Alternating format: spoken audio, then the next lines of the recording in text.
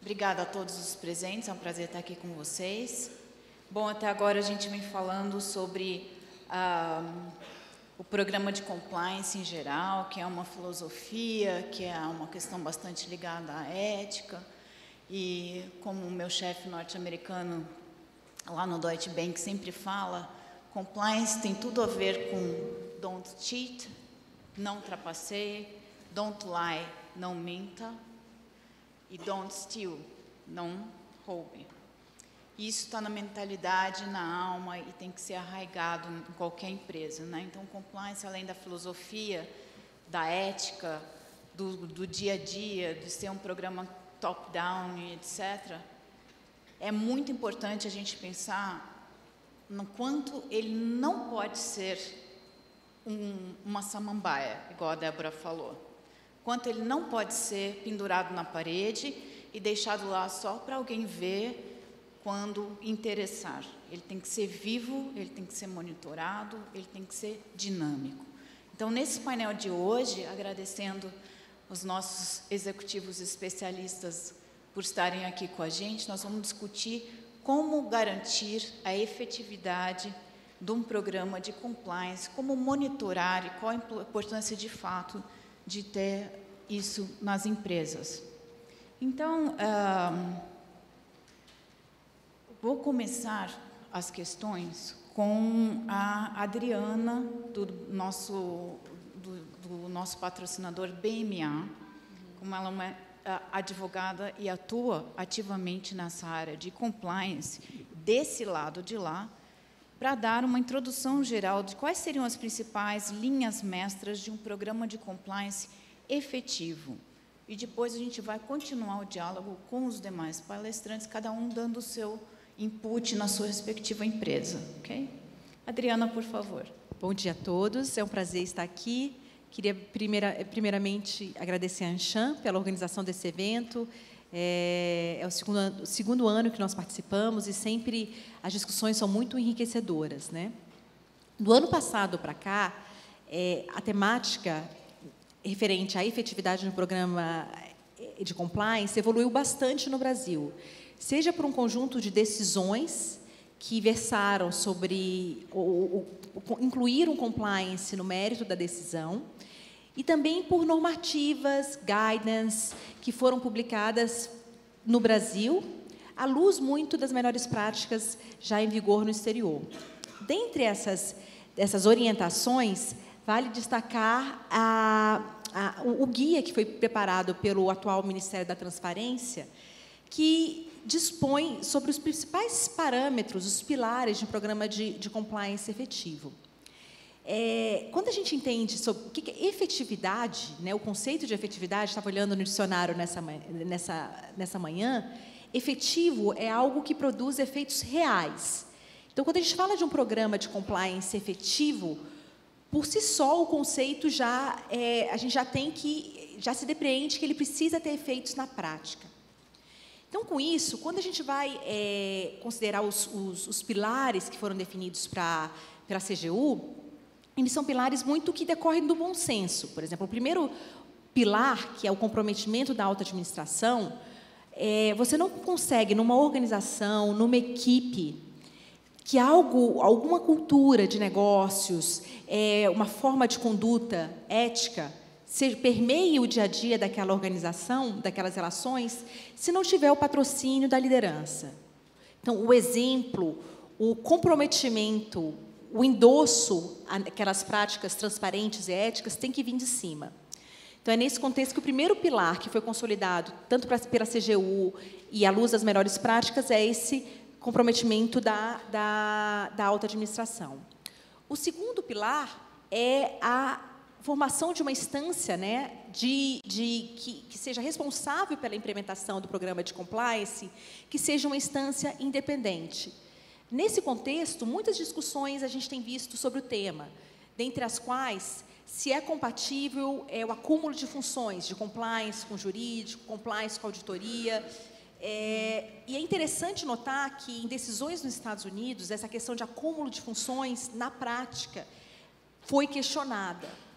É claro que esse tema de acúmulo de funções não é uma coisa que você possa apreciar de forma teórica. É importante ver o que está acontecendo naquela organização na prática. Porque, dependendo da forma como isso é estruturado, com a linha de reporte independente ao conselho, ou você ter, por exemplo, o diretor, a área de compliance local vinculada ao compliance global de uma corporação, há formas de você assegurar a independência e a diligência dessa área de compliance. Mas essa questão da independência, dos recursos necessários que foram dotados pelaquela empresa para a área de compliance, é um tema muito importante, que também é um dos determinantes da eficácia de um programa de compliance. Um outro tema que já foi, um outro pilar que já foi vastamente discutido no primeiro painel, é a questão da avaliação dos riscos.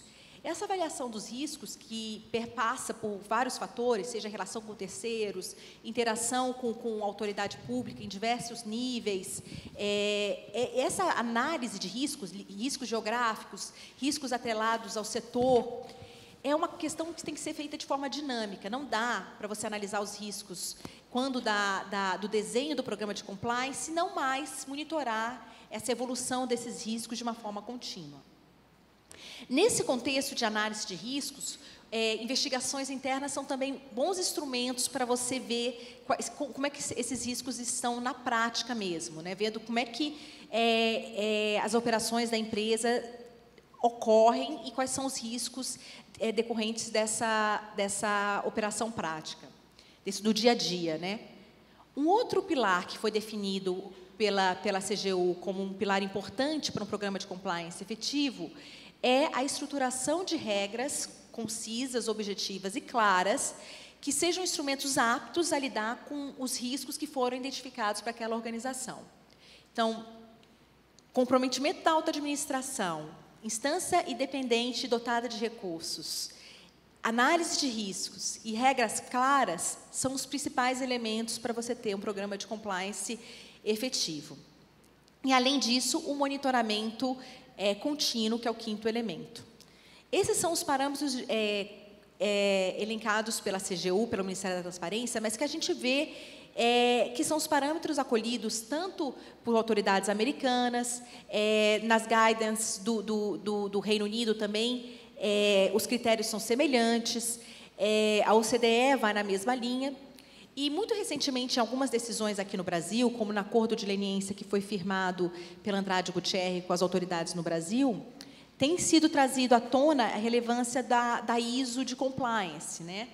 Então, uma das ISOs é que avalia a qualidade do gerenciamento de um programa de compliance. Ela também prevê a necessidade do desenvolvimento, implementação, avaliação e contínuo monitoramento. Então, são esses elementos que, na prática atual, têm sido considerados como determinantes para a análise da efetividade de um programa de compliance. Obrigada, Adriana. Bom, então, conforme você mencionou, o compliance, para ser efetivo, ele precisa ser um tanto quanto estratégico na visão da alta administração e fazer parte do dia a dia da gestão da empresa.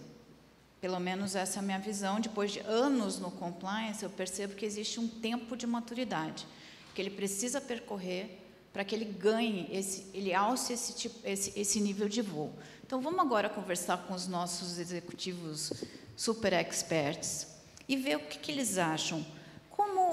Queria perguntar para o Pedro da ES, para a Gabriela e para o André Goodyear e BASF, respectivamente, como que o processo de avaliação e monitoramento e efetividade do programa de compliance funciona na empresa de vocês, qual que é a metodologia utilizada e como vocês conseguem demonstrar que esse programa e continua válido ao longo do tempo. Então, vamos começar com a Gabriela da Goodyear, por favor. Eu acho que é importante dar um pano de fundo da Goodyear. A Goodyear tem operações no Brasil há 97 anos, é uma multinacional americana desde 1989, operando nos Estados Unidos. Então, a gente tem no DNA compliance. E a gente tem uma maturidade, que você comentou, importante. Eu acho que a gente tem já caminhamos muito no que se refere a compliance. Nós temos um sistema robusto, nós temos uma organização de compliance independente e temos um regional do time de compliance aqui no Brasil, sentado com a gente, e tudo isso facilita essa cultura de compliance. Mas eu preciso dizer, muito em linha com o que a gente ouviu hoje mais cedo, que a Lava Jato muda o ambiente de negócios no país e compliance começa a surgir mais forte, se fala mais e a cultura passa a ser mais presente. Dito tudo isso, na Goodyear a gente testa muito. Através da nossa auditoria, nós temos um calendário fixo de auditoria. Além das auditorias fixas, nós temos auditorias pontuais, quando a gente identifica temas específicos. Além de auditorias, e com os findings da auditorias, nós fazemos planos de ação que são seguidos à risca e que nós mapeamos e cobramos e cumprimos com a solução e execução dos planos de ações.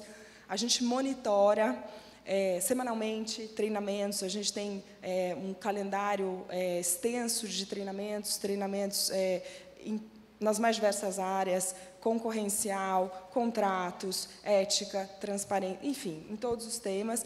Semanalmente a gente monitora, circula uma lista com quem está devendo ou não treinamento, e a gente, ninguém quer estar na lista da vergonha. Então, a gente faz lá o follow-up, a gente cobra.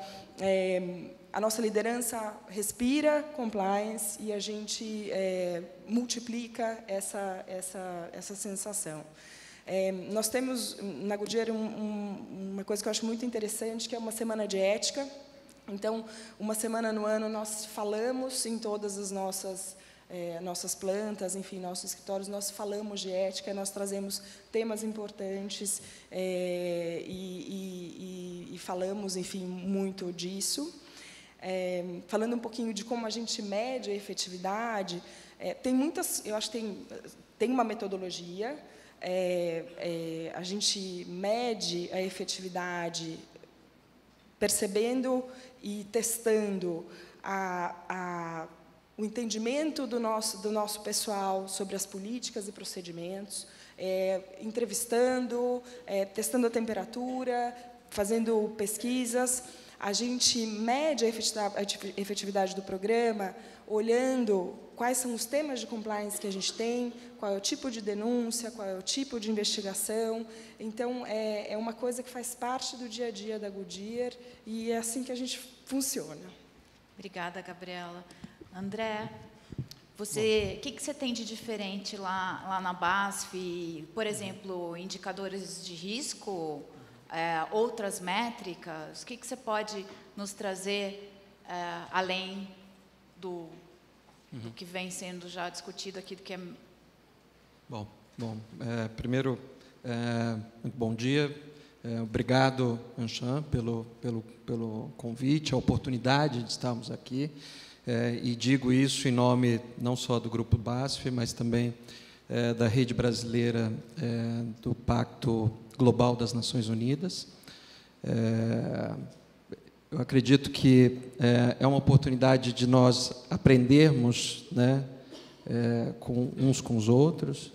Eu acho que não existe nada muito diferente do que cada um já aplica na sua organização. Mas, sem dúvida nenhuma, o tema se apresenta como um desafio. Hoje, o quadro que nós vivemos no nosso país faz com que esse desafio seja ainda maior, mas eu tenho visto e tenho sentido que a sociedade como um todo tem se movimentado na direção de evoluir na questão dos padrões de conduta. E o setor privado, ele, sem dúvida nenhuma, tem um papel significativo nessa dinâmica. Falar um pouquinho do sistema de compliance do Grupo BASF. Esse ano nós completamos 15 anos, o nosso programa de compliance ele completa 15 anos agora em 2016.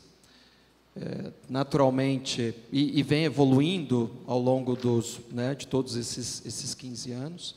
Nós estamos estruturados mais ou menos da seguinte forma: temos um comitê de compliance global, que fica na Alemanha, e que se reúne pelo menos 3 vezes por ano, presencialmente, e todas as regiões participam desse comitê. Replicando para a região, nós temos um comitê de compliance regional, que fica aqui no Brasil, e que ele é extremamente transversal dentro da organização. Transversal no sentido de que a composição desse comitê é a partir de contribuição de áreas específicas da companhia. Nós temos o jurídico participando desse comitê, recursos humanos, auditoria e relações institucionais e finanças. Esse comitê ele se reúne a cada 45 dias, também com representantes de outros países, Argentina, Chile e Colômbia, e esse é um dos instrumentos que nós temos na nossa organização para fazer a medição da efetividade do nosso programa. Ali nós avaliamos os treinamentos que nós realizamos, as verificações que nós realizamos, programadas e não programadas, definimos as metas, os objetivos para o ano, de uma forma integrada e aproveitando a expertise de cada área da companhia. E ele é transversal porque essa é a definição da companhia no que tange a questão de compliance. Compliance é um tema de todos na organização. Ou seja, o compliance não tem um dono, o compliance ele pertence à organização. E a discussão, o direcional, os objetivos, nós definimos nesse comitê de especialistas para que a gente possa replicar para a companhia como um todo.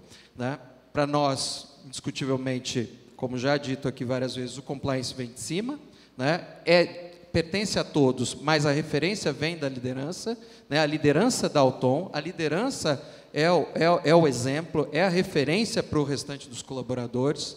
Por isso que a gente tenta engajar ao máximo a liderança e colocá-los na operacionalização do compliance, ou seja, para que nos treinamentos o líder de cada área esteja presente, apresentando o conteúdo para as suas equipes com o apoio da equipe de compliance. A gente entende que com isso a gente contribui para a criação da cultura de compliance da companhia.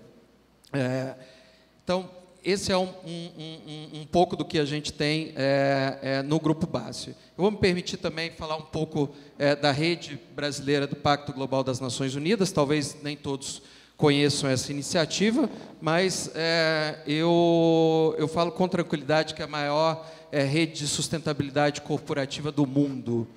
Nós temos mais de 13 mil signatários no mundo. Aqui no Brasil, nós temos mais de 700 empresas participando dessa rede, que nada mais faz do que replicar o conteúdo das Nações Unidas, respeitando 4 princípios básicos, que é direitos humanos, meio ambiente, trabalho e corrupção. O Pacto Global aqui tem um grupo permanente de trabalho, que atua junto ao setor privado, conectando essa temática e esses desafios em cada um dos países. O grupo temático mais atuante, sem dúvida nenhuma, é o de anticorrupção, eu falo com tranquilidade, e a gente tem o desafio não só de, como eu disse, dividir esse conteúdo entre o setor privado, das nossas signatárias, mas também replicando esse conteúdo para empresas que hoje ainda não são signatárias, e nesse caso eu estou me referindo a pequenas e médias empresas que têm um papel extremamente importante na nossa cadeia. Então, essa só é uma breve apresentação.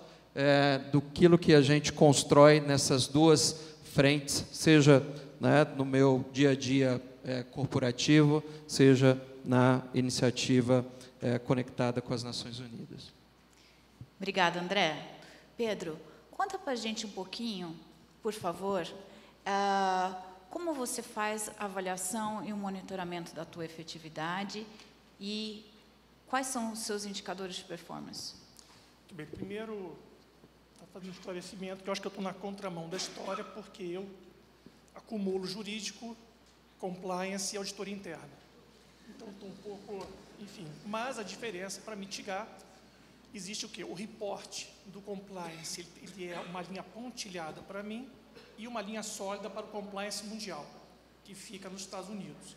E a mesma coisa da auditoria interna, que tem também a diretora de compliance, de auditoria, reporta para mim, mas a linha sólida e também é avaliada pelos Estados Unidos.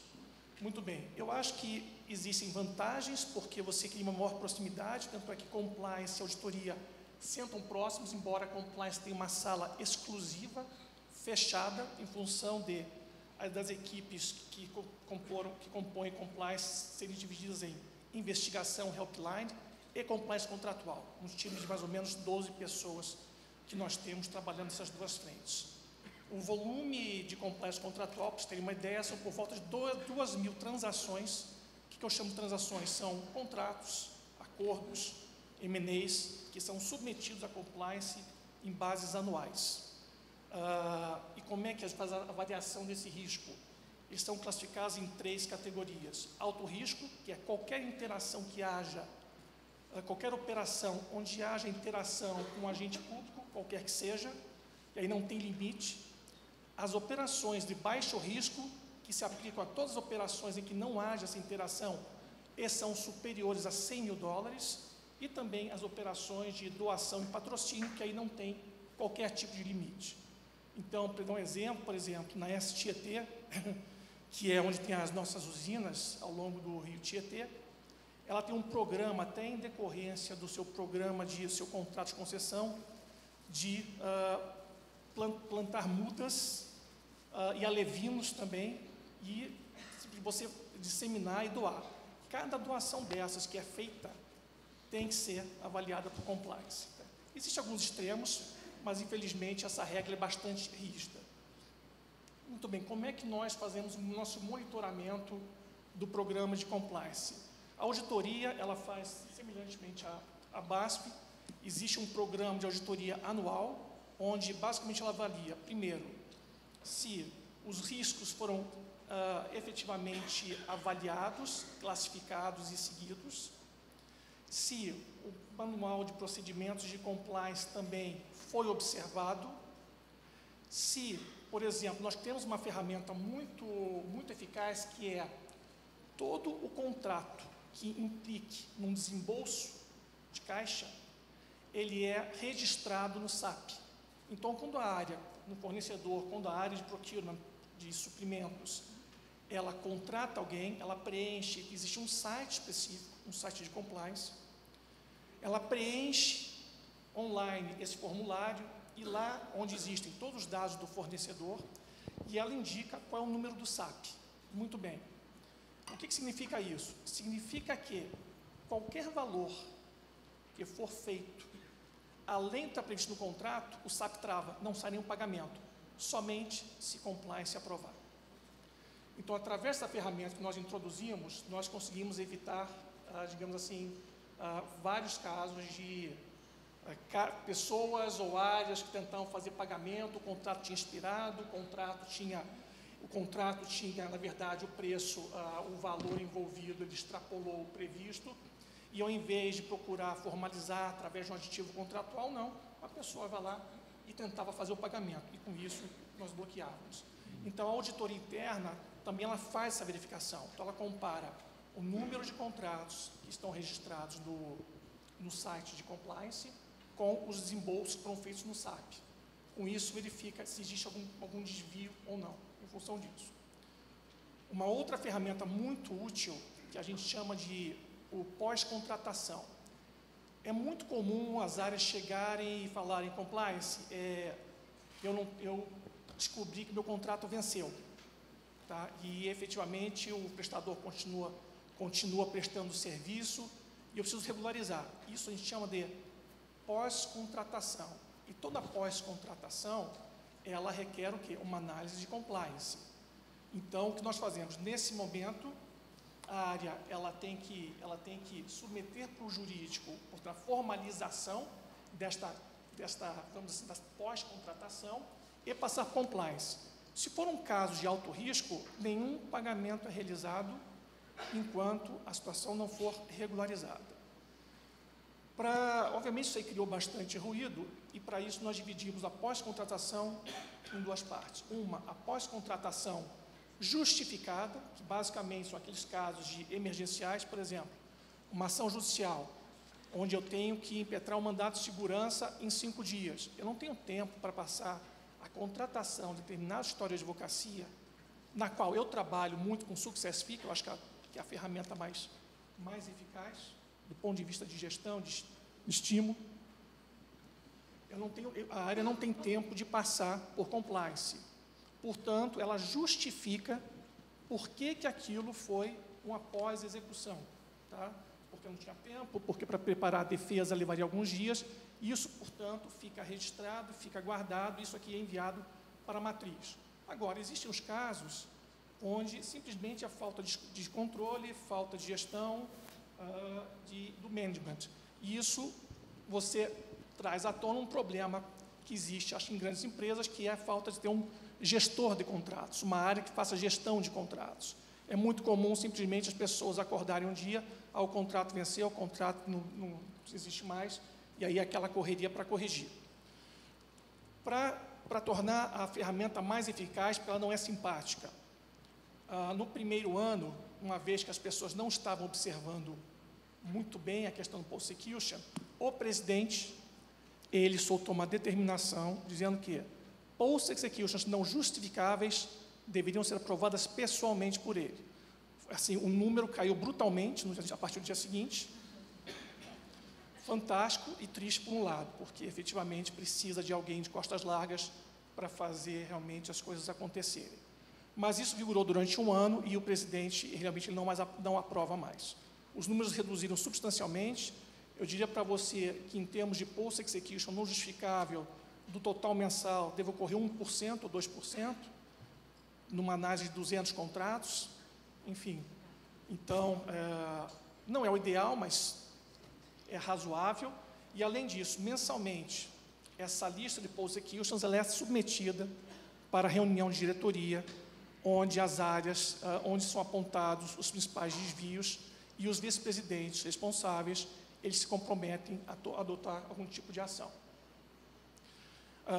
Além disso, também, o que nós fazemos, além da auditoria, também, como foi comentado, quando detectamos algum tipo de problema, alguma dúvida, alguma inconsistência, a auditoria interna, efetivamente, ela entra em campo e ela faz uma auditoria específica naquele campo específico. Nós tivemos, por exemplo, um caso que foi muito interessante, foi um dos maiores casos que nós já tivemos na área de investigação, que nós temos o canal de helpline 24 horas, 7 dias por semana, em português, em inglês, Estados Unidos, para o Brasil. E as denúncias, 99% das denúncias vêm através desse canal, e 1% elas vêm através de uma reunião, batem na sua porta e realmente trazem um problema. E, imediatamente, isso é investigado. Tá? Não precisa necessariamente vir através do canal de helpline. Não, as portas são abertas para qualquer um acessar, qualquer um dos diretores ou vice-presidentes para apresentar um problema. Muito bem, e teve esse caso onde uma pessoa veio até o meu colega e disse que ele suspeitava que havia uma manipulação das informações dos índices de qualidade. Eu estou falando porque é pública essa informação, teve fato relevante, portanto, eu não tenho problema em comentar. Em função disso, que nós fizemos imediatamente, eu chamei a auditoria interna e falei, olha, nós temos aqui um potencial caso de fraude, tá, de manipulação das informações, que são submetidas ao órgão regulador.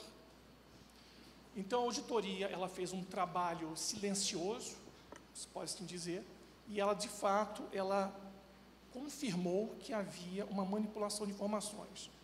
Nesse exato momento, nós informamos ao órgão regulador do que ocorreu, soltamos um fato relevante, informamos a CVM e, imediatamente, nós corrigimos essa brecha que havia no sistema que permitia esse tipo de manipulação.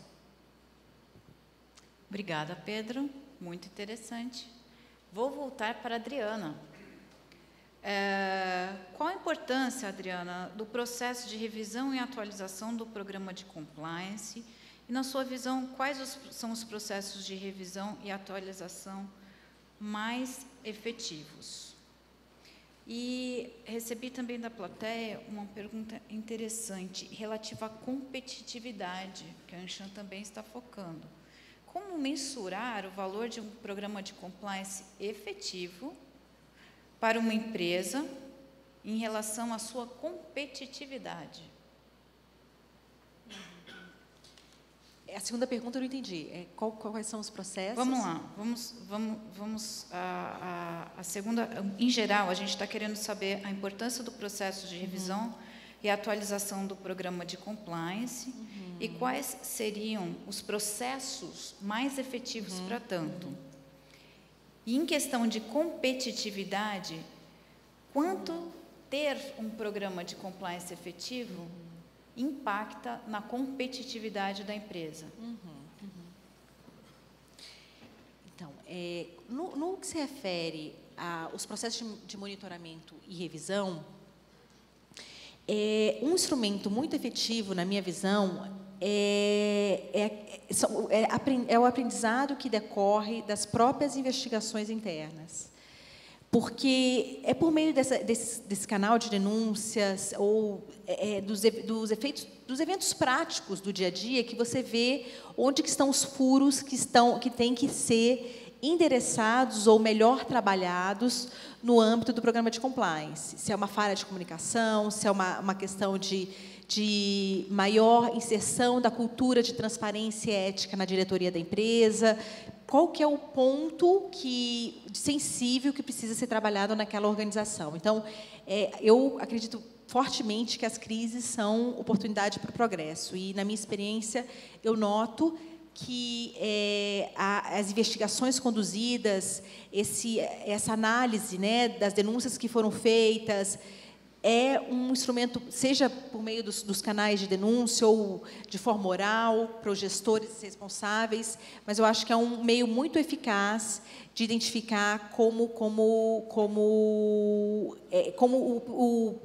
o programa de compliance da empresa deve ser monitorado e revisto. O outro elemento eficaz é essa análise contínua de riscos. E eu digo contínua porque é muito comum uma empresa adquirir, entrar em novos negócios, começar a trabalhar com parceiros novos. Então, nesse contexto, ou até uma crise econômica, gere outros fatores de risco para uma empresa sob a ótica de compliance e anticorrupção. Um outro mecanismo importante de monitoramento é você ter pontos focais na área de negócio. Por exemplo, o compliance da empresa não está afastado do dia a dia da empresa, seja por meio de treinamentos ou de você ter um agente de compliance naquele business específico. Essa interação também permite uma maior troca de informações para saber quais são os pontos que precisam ser aprimorados. E, sem dúvida, um plano de comunicação de compliance que seja eficaz, por meio de gincanas, treinamentos, ou dessa transmissão contínua da mensagem de compliance, de integridade da empresa, é também um outro instrumento muito eficaz para a contínua evolução do programa de compliance de uma empresa. No que tange à competitividade, eu não tenho dúvida que as empresas que saíram na frente e têm programas de compliance que estão no state of the art, que são reconhecidos, é uma questão não só de competitividade, mas de sobrevivência do negócio. Esse é um tema recorrente como uma condição para investimentos. Então, se você tem bancos de fomento, privados ou públicos, não emprestam dinheiro sem saber quais são as políticas de compliance de uma empresa nos momentos atuais. Então, é um fator de competitividade não só para o dia a dia da operação, mas também para a atração de recursos, atração de novos parceiros. A gente vive numa era que você quer saber com quem você se relaciona, né? Os impactos, aquela figura da avestruz que coloca a sua cabeça na areia e finge que não viu, né? Do desconhecimento proposital, não é mais tolerado hoje. A gente tem decisões nesse sentido. Então, uma empresa que não tem um programa não investiu num programa de compliance, não atrairá financiamentos bons, não atrairá bons parceiros e, com isso, perderá espaço no mercado, sem dúvida alguma. Posso comentar também? Claro. Okay. Eu confio e acredito, né, da mesma forma, Adriana. Eu volto, né, na tecla que a cultura de compliance ela se estabelece a partir da liderança. Eu acho que o comentário do colega da S, né, diz tudo, ou seja, na medida em que o CEO chama para ele, né, um controle, uma verificação, né, o restante da companhia ela começa, né, também a agir nessa mesma direção. Então, tem que começar pela liderança, tem que ser de cima para baixo, tem que dar o exemplo. O líder, o chefe, aí descendo na estrutura organizacional de cada organização, precisa dar o exemplo e se sentir dono do tema de compliance. Tá? O compliance, o dono não é o comitê de compliance, não é o CCO, mas cada colaborador tem que se sentir dono, enfim, das questões relativas à compliance. Os gestores de contratos, eles precisam se sentir donos daquele contrato e agirem de forma como a empresa pede para que ele, né, haja. E aí é importante que a empresa defina o que ela quer. Na minha organização, compliance é zero tolerância, tolerância zero. E é isso que a gente comunica, ou seja, né, nós não esperamos absolutamente nada de nenhum colaborador que não seja, né, zero tolerância, né, às questões contra a compliance. Né? Então, eu acho que essa é uma mensagem forte, né, e que faz com que a cultura de compliance, né, ela impregne na companhia, e aí todos os sistemas de verificação e monitoramento, eles passam a acontecer e funcionar de uma maneira mais fácil. Né? Hoje, no painel da manhã, falou muito em questão de prioridade. Acho que surgiu essa questão aqui, como que a gente coloca o compliance dentro das prioridades das companhias. Na minha organização, e imagino que não deva ser muito diferente de vocês, segurança é uma prioridade, certo? Com os nossos colaboradores e com as nossas operações. O compliance está exatamente no mesmo nível da segurança. Né? A gente estabelece, né, o compliance tão prioritário quanto as questões de segurança. Para que vocês tenham uma referência, toda e qualquer reunião que nós fazemos, nós abrimos a reunião com, né, o momento de segurança, né, o safety moments, né, e, na sequência, a gente, né, conecta com a questão de compliance moments também. A gente entende que isso, né, faz com que a gente, de fato, impregne a companhia, as pessoas passem a agir de forma natural. Né, ou seja, elas já reconheçam, né, a sua conduta em termos de conformidade dentro da companhia e fora da companhia. Né? Na medida que eles saem para casa e eles começam a desafiar por aquilo que eles viram dentro da companhia, você pode ter certeza que você começa a atingir o teu objetivo. Só o último comentário com relação à questão da competitividade.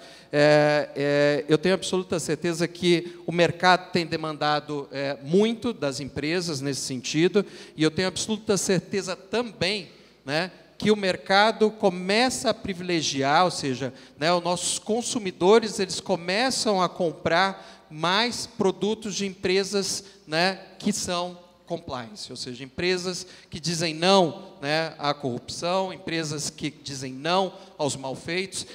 Essas empresas começam a ter um papel de destaque no mercado no geral. Eu queria só fazer um comentário da linha que o Pedro mencionou, sobre essa questão da instância de competência, eventual cumulação ou não. Eu confesso, eu analiso o programa de compliance, trabalho nessa área há muito tempo, trabalhei alguns anos nos Estados Unidos. Eu não tenho uma posição formada sobre essa questão do acúmulo, em que pese o fato de terem vários artigos publicados. O que eu acho que cada empresa, parte desse monitoramento contínuo do programa de compliance, ver se está funcionando para aquela organização. Cada empresa enfrenta riscos e frentes e demandas distintas. É parte da natureza do negócio. Então, é possível se estruturar de uma forma que isso se torne efetivo. E, no monitoramento periódico, semestral, anual, que seja feita essa análise. Olha, a gente está dedicando, como empresa, os recursos necessários para endereçar os riscos que a gente tem nessa frente? Sim ou não? Então, é uma questão muito mais profunda do que se a pessoa está acumulando ou não. A gente está dando independência. Eu acho que, então, não é uma análise que possa ser feita sem... É uma análise casuística, vendo mesmo como o programa opera na prática. Eu queria só adicionar um ponto em relação ao que o André falou, que acho que é mais do que o zero tolerância, é que cada associado, cada empregado, cada colaborador saiba que é sua responsabilidade agir de forma correta e de reportar o que está errado. Então, isso é uma coisa que é muito claro para a gente na Goodyear. Todo mundo lá no seu primeiro dia dá lá de acordo que eu sei que é minha responsabilidade reportar, é minha responsabilidade levantar qualquer coisa errada ou desconforme que eu encontre. Então, queria pontuar isso. E, em relação à competitividade, eu acho que impacta muito. Eu, na Goodyear, só quero fazer negócios com quem tenha programa de compliance. Óbvio que isso é um desejo, ainda não estamos lá, mas é o nosso objetivo. Então, acho que faz toda a diferença. Concordo. Pedro, Sem alguma dúvida. coisa? E na ES também, o que nós tivemos também, num dos casos de helpline, detectou-se, por exemplo, que o que motivou determinado colaborador a cometer uma irregularidade foi o fato de haver grande pressão para cumprimento de metas. E isso é uma coisa interessante, porque o problema não está na pressão. A pressão vai existir e deve existir de uma forma saudável.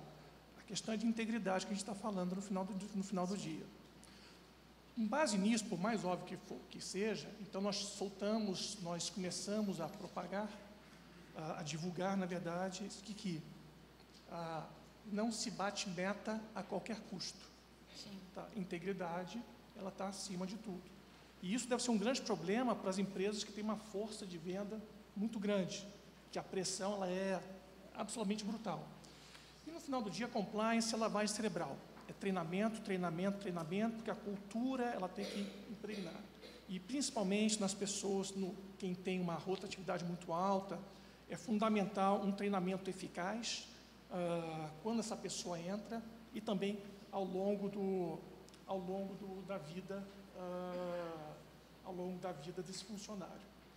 E realmente, sem o compromisso da liderança, eu provavelmente já teria durado um mês na companhia, porque as regras são bastante rígidas, você deixa muita gente descontente. Pode imaginar o seguinte: a área de suprimentos de uma companhia que está acostumada com SLA de 10 dias, e você chega e fala: agora nós temos aqui um processo de compliance mais robusto, que operações de alto risco vão exigir pelo menos umas 20 dias no seu SLA. Vocês podem imaginar, então, o tamanho do barulho que foi, mas, efetivamente, existia um bem maior que a proteção aos interesses da companhia, que as pessoas, digamos assim, a maioria não entende, ou não entende, mas não quer entender. É a minha conclusão, porque acho que não é questão de burrice. Está vendo novamente a questão da eficiência, a questão de bater meta, é a questão da rapidez. Só que não adianta, compliance veio para ficar e não tem retorno com relação a isso. E essa é uma mensagem passada diariamente. Isso a gente vem batendo fortemente ao longo dos anos. Eu diria para você que hoje está razoavelmente bem digerido e aceito. Enfim, mas eu acho que esse é o caminho. Concordo. Então, o que a gente está falando, basicamente, é que o compliance é um meio pelo qual a companhia comunica à sociedade, ao seu público interno e aos seus clientes quais são os seus valores inegociáveis, certo? É a forma como eu entendo melhor uma tradução de compliance, mas tem também a parte do enforcement, de fazer valer a regra, e a parte das investigações. Vamos agora, nós estamos um pouco adiantados no horário, infelizmente, abordar de uma forma mais breve possível como ocorre o processo de investigação e também falar um pouquinho de como funciona o canal de denúncia para vocês. E eu recebi umas perguntas da plateia bastante interessantes aqui, olha só. Eles querem saber como se estimula os funcionários a utilizarem o canal de denúncias e como se garante que o canal de denúncias de fato funcione, por exemplo, tem uma devolutiva, o feedback dos colaboradores nesse sentido? Então, são temas, primeiro, o processo de investigação, o canal de denúncias, como empolgar as pessoas, incentivá-las a participar e como monitorar se realmente esse canal está sendo efetivo. Essa questão do dia a dia, né, do canal de denúncia, eu quero aprender com vocês que não é tanto o meu expertise, né? Mas eu queria só ponderar que a questão das investigações tem cada vez mais sido uma exigência das autoridades. Dado que o programa de compliance ele tem que atuar na prevenção, identificação e sanção, as investigações internas são um dos elementos primordiais para você testar esse programa, né? Se a empresa endereçou um problema que pode ter surgido por meio de um canal de denúncia, por meio dos jornais, enfim. Então, o que a gente vê, sentando em mesas de negociações, com o Ministério da Transparência, a MP, essa questão de como foi investigado no âmbito da corporação é uma temática recorrente. E as autoridades, elas entram no detalhamento daquela definição da metodologia de análise. Qual foi o período que foi definido, por que vocês chegaram nesse critério, com o objetivo de ver se, de fato, a empresa foi diligente para endereçar o assunto, ou se fez um processo investigatório pro forma, só para falar, para constar. E aí isso é identificado quando você vê que o período definido como escopo não é o período que, de fato, a conduta poderia ter sido realizada, ou as palavras-chave, a metodologia de apuração não é um instrumento hábil para chegar a alguma conclusão de fato real. Então, cada vez mais, investigações estão sendo utilizadas como instrumento de defesa, não só do programa, ou até, por exemplo, no contexto de resposta a ofícios endereçados, falar, olha, investigamos o assunto, não concluímos nada, esse foi o critério de apuração realizado. Então, é algo que cresceu muito no Brasil, principalmente pós-Lava Jato. Bom, tange a parte de investigação, que eu vou tentar conectar também com o canal de denúncia, ou canal de comunicação. Sem dúvida nenhuma que a questão de confidencialidade é primordial em qualquer tipo de investigação, revisão, né? A isenção, né, e também o senso do que é justo, do que é correto no desafio a determinadas situações, ele tem que estar presente. Isso, né, os próprios avaliadores, os auditores, eles se desafiam muito, né, em se colocar no sapato do outro, para que, né, tenha uma avaliação correta, né, precisa e justa. Feito isso, né, nós lidamos com medidas disciplinares de uma forma, enfim, muito consistente, né, e também de uma forma muito justa, e também igualitária, ou seja, né, em compliance não pode, né, só arrebentar para o lado mais fraco, né, tem que, né, desafiar toda a relação. Qual o papel do líder, né, qual o papel do colaborador, né, em determinadas situações. Então, isso é algo que a gente, definitivamente, a gente não negocia. E, além disso, tem outro fator muito importante nos nossos processos de investigação e verificação, que é a comunicação, né? Se a gente não comunicar, né, você não vai estar contribuindo, né, com o teu aperfeiçoamento em termos de cultura de compliance. É lógico que é sensível a questão da comunicação, mas é importantíssimo, que as pessoas tenham conhecimento do que está acontecendo na companhia, né? Com relação ao 0800, ou, enfim, aos canais de comunicação, o que nós praticamos na nossa empresa, muito nessa linha, eu acho que vocês estão, né, percebendo que a gente, né, vai muito no papel da liderança, que o canal de comunicação, talvez ele seja um instrumento de comunicação com a companhia, mas que talvez não seja o primeiro, que o líder da pessoa, né, seja a primeira referência. E, eventualmente, se o líder estiver envolvido em determinada situação, que o chefe do chefe seja contatado. É como a gente estimula que as coisas sejam tratadas dentro da companhia. Mas, se não houver um nível de conforto, a gente diz para os colaboradores, né, você tem o comitê de compliance, você tem recursos humanos, tem o jurídico e a linha 0800 com quem você pode se comunicar. E, com relação à linha 0800, também não vou aqui falar nenhuma novidade para vocês, né? A gente tem um critério assim, absurdo em termos de confidencialidade, a gente não identifica as pessoas,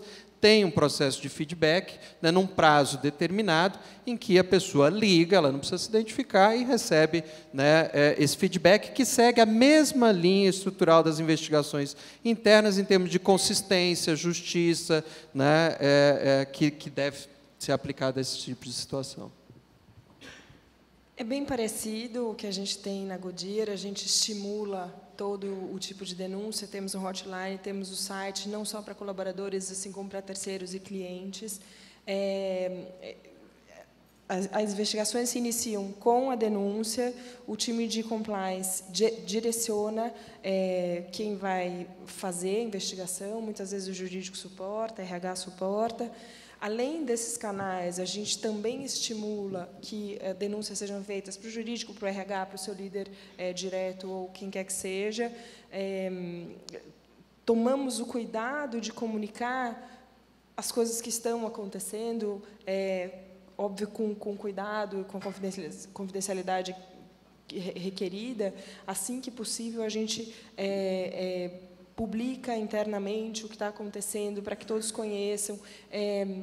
Falamos muito da nossa política de não retaliação, para que as pessoas realmente se sintam confortáveis. Para a gente, na Goodyear, é uma boa métrica ver que as pessoas se sentem à vontade para fazer as denúncias que eles entendem que devem ser feitas, as investigações são levadas a sério, eles têm o feedback, e a gente estimula, de fato, que ocorra.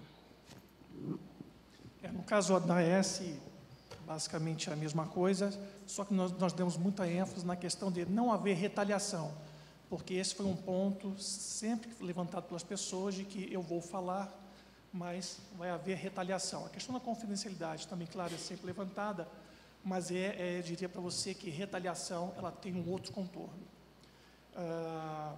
O que nós fazemos também, portanto, é uma conscientização, reforçando a mensagem de que isso é seguido rigorosamente. Eu acho que uma amostra da credibilidade da ferramenta de helpline, justamente o volume, quer dizer, o volume crescente de helplines que vieram correndo ao longo do tempo. Então, você vê nitidamente que as pessoas confiam na ferramenta e se sentem à vontade para utilizá-la. E, curiosamente, passamos a notar também o número de denúncias que passaram a ser, digamos assim, colocar o nome se identificando. Então, não são mais anônimas. Tem muita anônima, mas também as pessoas passaram a se identificar. Eles perderam o medo também de acusar, de apontar ou de levantar algum desconforto com determinada situação. De fato, não é só através de uma denúncia, mas também através de reuniões em determinadas áreas. Você está numa reunião, às vezes você escuta algum comentário que a pessoa não está confortável, a pessoa discorda de determinado procedimento. E, a partir dali, você pode fazer sentido. E você começa a investigar e, de fato, muitas vezes, desta reunião, que não tinha nada a ver com nada, você consegue descobrir alguma irregularidade que estava ocorrendo. As investigações lá, elas são feitas pelo time de sempre liderados por compliance. Dependendo da matéria, recursos humanos é envolvido, principalmente questões de assédio sexual, assédio moral, enfim.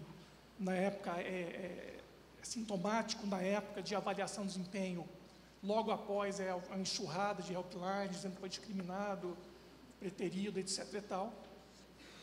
E também, quando o assunto envolve alguma questão contábil, financeira, a auditoria interna ela é imediatamente envolvida, tá, nessa investigação. Dependendo também da matéria ou da destinação que vai se dar para uma solução, nós pegamos, às vezes, escritórios de advocacia externos para dar uma opinião ou participar de determinada reunião, principalmente quando você vai dar uma justa causa. Num dos eventos que nós tivemos, foram 10 pessoas demitidas, tiveram umas 8 pessoas suspensas e diversas que receberam advertência. Portanto, numa dimensão dessa, você precisa estar muito bem estruturado, jurídico, auditoria interna e compliance. E isso, eu diria para você, elas trabalham-se muito bem. Existe uma comunicação muito fluida. Obrigada. Falando um pouquinho sobre fazer valer as regras. Queria saber, na visão de vocês, quando um teste ou monitoramento acaba por identificar falhas, problemas, que atitude, qual procedimento a empresa toma? Brevemente, nós temos mais 3 minutinhos. O procedimento vai depender muito da natureza do problema que foi identificado, né? Mas se nessa identificação for constatado que tem uma pessoa problema, ou seja, uma pessoa que não compartilha desses valores máximos, básicos da organização, essa pessoa tem que sair, né? Porque é aquela coisa da laranja podre, né? É um inimigo do compliance real, né? Se você deixa de fazer, você passa a mensagem para o resto da organização de que aquela conduta é tolerada.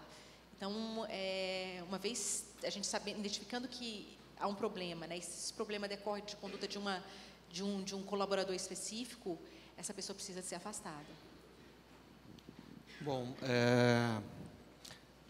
enfim, todos os nossos colaboradores, desde o primeiro dia, eles já têm contato com o que a empresa espera deles. Então, ele tem esse referencial em termos de conduta.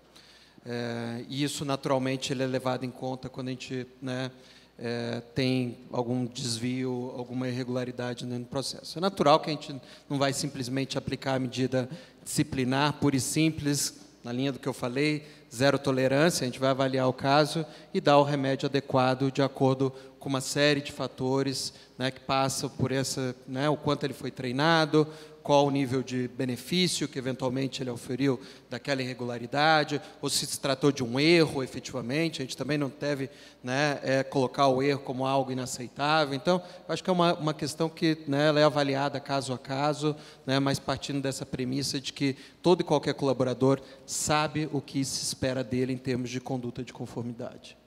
Eu diria que para a gente é muito parecido, só adicionando que a gente toma muito cuidado em ser justo e disciplinar de fato, e que, de fato, a gente aplique o que deve ser aplicado, mas vai depender de cada caso e do tamanho do risco, enfim.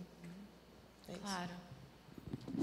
Mas também é a mesma coisa, existe uma dosimetria que vai desde uma advertência verbal até demissão por justa causa, e, por exemplo, nos casos em que houve suspensão, por exemplo, o bônus da pessoa é zero. Então, também isso é aliado. Mexer no bolso também estimula bastante as pessoas a não fazerem nada. Eu acho que é a melhor ferramenta, infelizmente. No Deutsche também tem um programinha chamado Red Flag que mexe no bolso e funciona super bem. Eu acho que nosso tempo está se esgotando. Gostaria de agradecer a Anshan pela oportunidade e a todos os nossos experts aqui presentes também, e a vocês que vieram. Muito obrigada e espero logo vê-los novamente no nosso comitê. Obrigada.